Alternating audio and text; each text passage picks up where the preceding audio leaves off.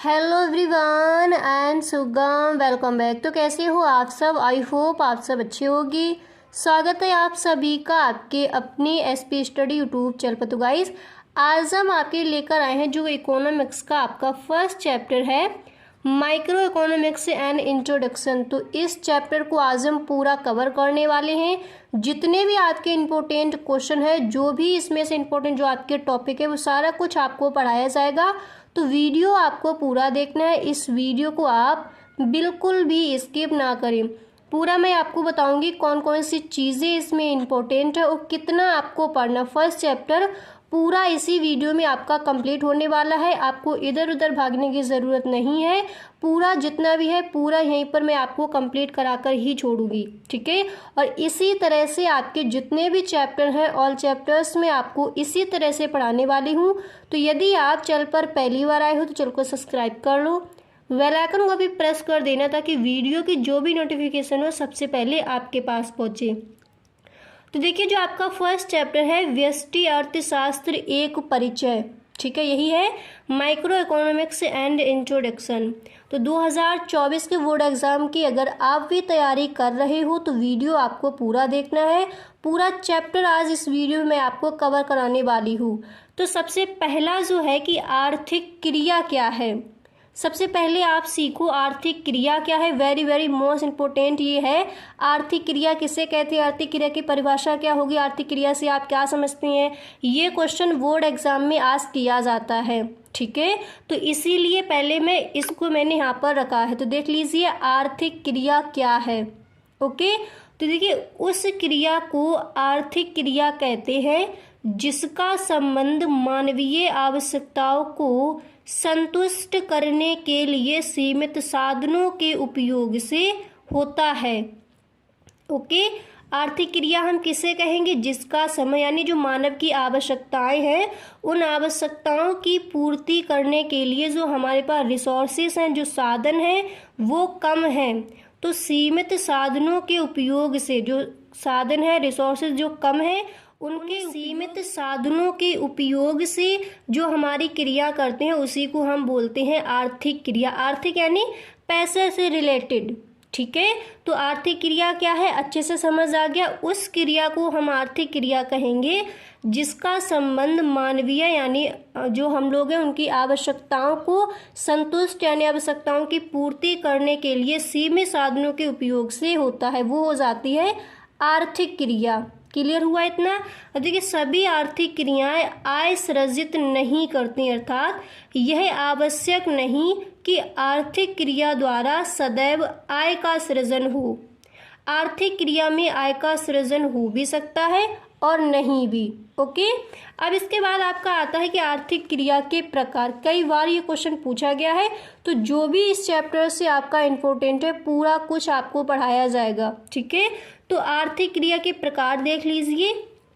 आर्थिक क्रिया के प्रकार निम्नलिखित हैं, कौन कौन से। पहला है उपभोग एंड दूसरा है विनिमय, यहाँ पर दूसरा है उत्पादन एंड तीसरा हो जाएगा विनिमय जिसको हम एक्सचेंज कहते हैं, चौथा हो जाएगा निवेश। ये होते हैं आर्थिक क्रिया के प्रकार। समझ आ गए कौन कौन से प्रकार है, उपभोग, उत्पादन, विनिमय, निवेश, ठीक है। अब इसके बाद देखिए आर्थिक क्रिया के व्यष्टि एवं समष्टि स्तर कौन कौन से हैं।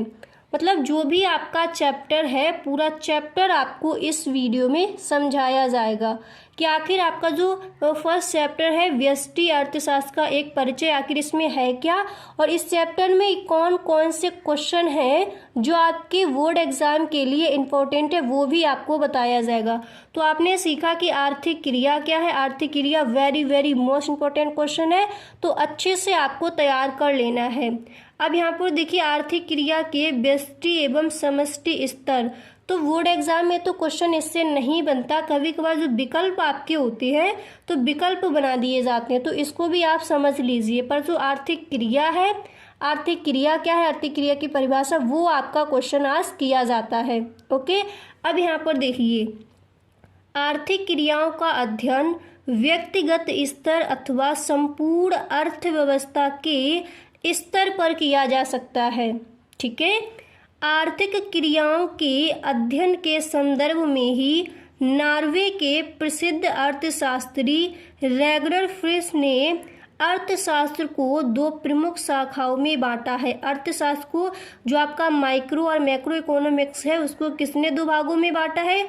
जो ये जो दो शाखाएं हैं वो किसने की है? रेगनर फ्रिश ने। ठीक है, और वो कौन कौन सी दो शाखाएं हैं? पहला है आपका व्यष्टि यानी सूक्ष्म अर्थशास्त्र और नेक्स्ट है आपका समष्टि अर्थशास्त्र। ठीक है, अब इसके आगे देखिए आपको यहाँ पर कौन कौन सी चीज़ें हैं जो आपको ध्यान में रखनी है। यहाँ पर देखिए, वर्तमान आर्थिक सिद्धांतों के अध्ययन तथा आर्थिक क्रियाओं के विश्लेषण में दो महत्वपूर्ण विधियों यानी सूक्ष्म आर्थिक विश्लेषण तथा बृहद आर्थिक विश्लेषण का प्रयोग किया जाता है। अब यहाँ से आप ध्यान से सुनना ये चीज़। शब्द माइक्रो ग्रीक शब्द माइक्रोज से लिया गया है। ये आपका बोर्ड एग्जाम में तो क्वेश्चन नहीं आएगा, पर इन चीज़ों को आप समझते चलिए। ठीक है, जो आपका माइक्रो इकोनॉमिक्स है जिसको हम हिंदी में बोलते हैं व्यष्टि अर्थशास्त्र यानी सूक्ष्म अर्थशास्त्र। ठीक है, तो देखिए शब्द माइक्रो ग्रीक शब्द माइक्रोज से लिया गया है जिसका अर्थ होता है छोटा। ओके, जिसका अर्थ क्या होता है? छोटा। तथा शब्द मैक्रो ग्रीक भाषा के मैक्रोज से लिया गया है। ठीक है, जिसका अर्थ होता है विशाल यानी बड़ा। तो आपको समझ आया कि माइक्रो और मैक्रो का अर्थ क्या है। ओके, अब यहाँ पर आप देखिए कि व्यष्टि अर्थशास्त्र क्या है। जो आपका चैप्टर का जो नेम है कि व्यष्टि अर्थशास्त्र का एक परिचय यानी मैक्रो इकोनॉमिक्स एंड इंट्रोडक्शन।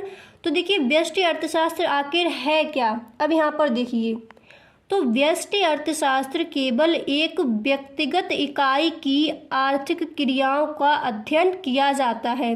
व्यष्टि अर्थशास्त्र यानी छोटा अर्थशास्त्र, इस तरह भी आप बोल सकते हो। तो व्यष्टि अर्थशास्त्र केवल एक व्यक्तिगत इकाई यानी जैसे एक व्यक्ति की जो आय है उसका अगर हम अध्ययन करेंगे तो वो किसके अंदर करेंगे? व्यष्टि अर्थशास्त्र के अंदर।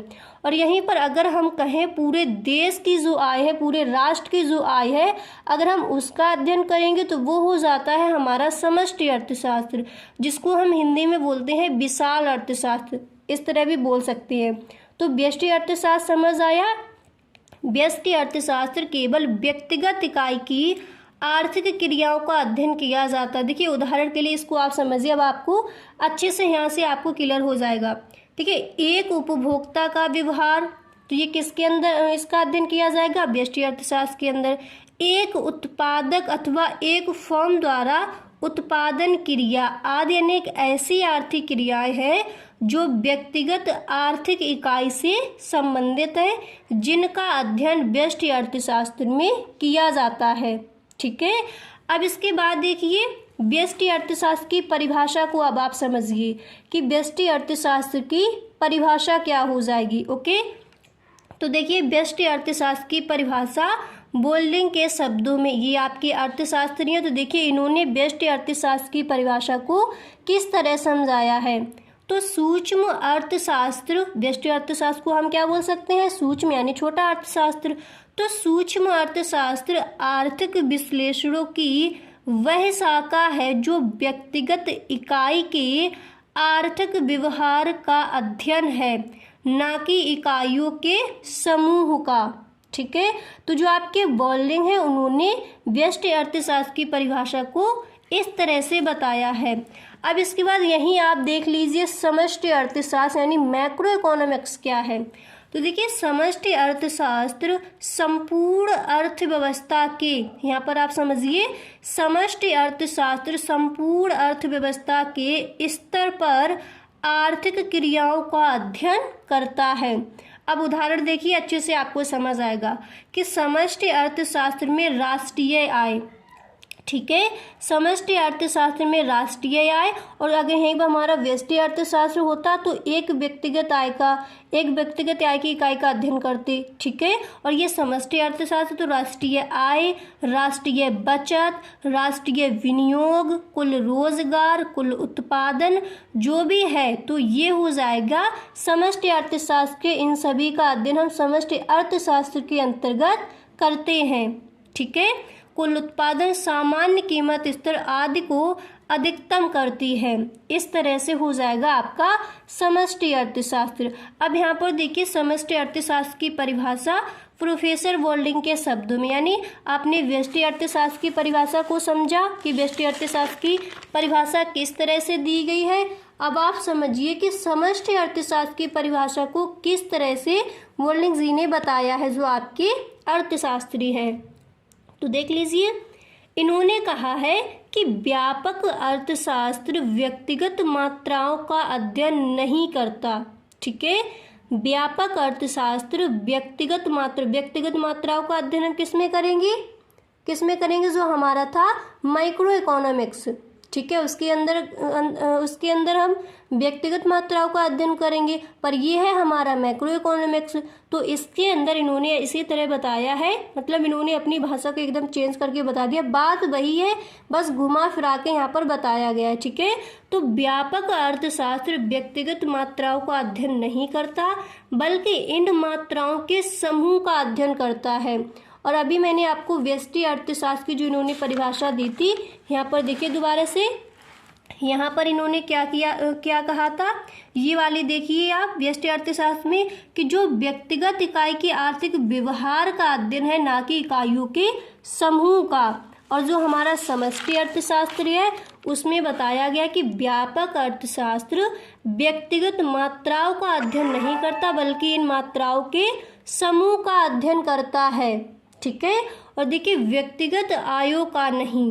ओके, अभी तो राष्ट्रीय आय मतलब व्यक्तिगत आयों का अध्ययन इसके अंतर्गत नहीं किया जाता। मैक्रो इकोनॉमिक्स के अंदर किसका किया जाता है, राष्ट्रीय आय का, व्यक्तिगत कीमतों का नहीं बल्कि सामान्य कीमत स्तर का, व्यक्तिगत उत्पादन का नहीं बल्कि राष्ट्रीय उत्पादन का।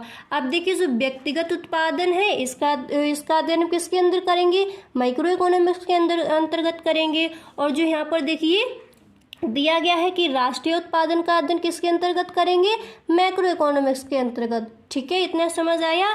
अब इसके बाद देखिए आप समझो कि व्यष्टि अर्थशास्त्र और समष्टि अर्थशास्त्र में अंतर क्या है। तो ये जो आपका क्वेश्चन है व्यष्टि अर्थशास्त्र यानी difference between micro and macro economics, तो ये वेरी मोस्ट इंपॉर्टेंट क्वेश्चन है, अच्छे से इसको आपको तैयार कर लेना है। ओके, तो देखिए व्यष्टि अर्थशास्त्र और समष्टि अर्थशास्त्र में क्या अंतर है, तो देख लीजिए। व्यष्टि अर्थशास्त्र में व्यक्तिगत स्तर पर आर्थिक समस्या का अध्ययन किया जाता है, जैसे एक उपभोक्ता, यानी ये हमारा कैसा अर्थशास्त्र है, सूक्ष्म अर्थशास्त्र। इसके बाद आता है समष्टि अर्थशास्त्र, तो ये हो जाता है विशाल अर्थशास्त्र।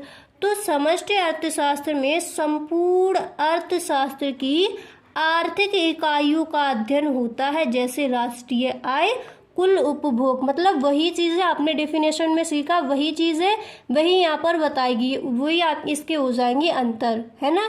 तो यहाँ पर देख लीजिए नेक्स्ट यहाँ पर दिया गया है इसका जो अंतर है कि व्यष्टि अर्थशास्त्र में व्यक्ति और व्यक्ति के व्यवहार का अध्ययन होता है। ओके, व्यष्टि अर्थशास्त्र में व्यक्ति और व्यक्ति के व्यवहार का अध्ययन होता है, परंतु समष्टि अर्थशास्त्र में समाज और समाज के व्यवहार का अध्ययन होता है, क्योंकि ये है विशाल अर्थशास्त्र और ये है सूक्ष्म अर्थशास्त्र। ठीक है, अब इसके बाद देखिए नेक्स्ट अंतर, नेक्स्ट इसमें डिफरेंस क्या दिया गया है। देखिए व्यष्टि अर्थशास्त्र इस मान्यता पर आधारित है कि समष्टि प्राचल स्थिर रहते हैं, परंतु समष्टि अर्थशास्त्र व्यष्टि प्राचल को स्थिर मान लेता है। इसके बाद देखिए नेक्स्ट यहाँ पर दिया गया है, नेक्स्ट यहाँ पर आप पढ़िए कि व्यष्टि अर्थशास्त्र में एक वस्तु की कीमत के निर्धारण का अध्ययन होता है।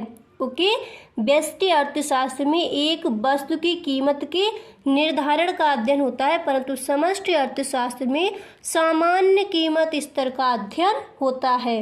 ओके, आई होप आपको ये समझ आ रहा होगा कि जो आपका माइक्रो इकोनॉमिक्स और मैक्रो इकोनॉमिक्स में क्या डिफरेंस है। अब यहाँ पर देखिए नेक्स्ट यहाँ पर इसका अंतर बताया गया है कि व्यष्टि आर्थिक समस्याओं के निदान में कीमत संयंत्र अर्थात मांग और पूर्ति बलों की क्रिया निर्णायक होती है, और इधर देखिए क्या हो जाएगा, समष्टि आर्थिक समस्याओं जैसे रोजगार, गरीबी, स्फीति आदि के समाधान में सरकारी भूमिका निर्णायक होती है। ओके, अब इसके बाद नेक्स्ट इसका जो अंतर है वो यहाँ पर देख लीजिए कि व्यष्टि अर्थशास्त्र को कीमत सिद्धांत के नाम से भी जाना जाता है। ये देखिए पॉइंट जो है इसको आप अच्छे से तैयार कर लीजिए, ठीक है। व्यष्टि अर्थशास्त्र को कीमत सिद्धांत के नाम से जाना जाता है, परंतु समष्टि अर्थशास्त्र को आय एवं रोजगार सिद्धांत द्वारा भी जाना जाता है। तो यहाँ तक आपको क्लियर हो गया। अब जितना मैंने आपको पढ़ा दिया फर्स्ट चैप्टर में आपका इतना ही इम्पोर्टेंट है, यही इसी पर आपको फोकस करना है और इन्हीं को बार बार इन्हीं को आपको रिवाइज करते रहना है जितना मैंने आपको बता दिया, ठीक है। और जो भी आपका चैप्टर में जो भी दिया गया है उसको भी आप देख लीजिए, पर जो आपका इम्पोर्टेंट जो आपके क्वेश्चन है वो मैंने आपको बता दिया, इतना ही आपका इम्पोर्टेंट है एग्ज़ाम के लिए, बोर्ड एग्ज़ाम के लिए, ठीक है। तो अगर आपको वीडियो पसंद आया हो तो इस वीडियो को आप एक लाइक ज़रूर कर दें। Okay, thank you so much.